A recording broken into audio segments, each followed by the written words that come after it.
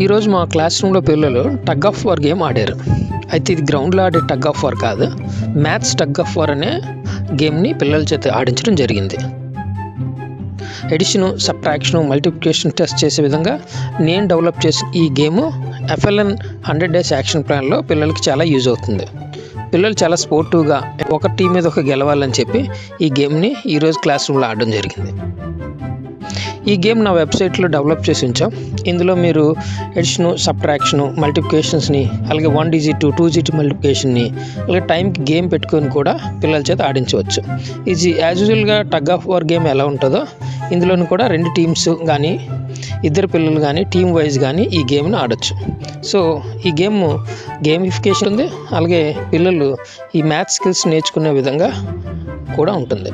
So నా website rajclassroom.comని మీ smart టీవీలో కానీ IFBలో ఓపెన్ చేసి ఈ గేమ్ని మీ క్లాస్ రూమ్లో కూడా పిల్లల చేత ఆడించవచ్చు. ట్యాబ్స్లో కానీ టచ్ స్క్రీన్స్లో కానీ అయితే ఈ గేమ్ ఇంకా ఇంట్రెస్టింగ్గా ఉంటుంది.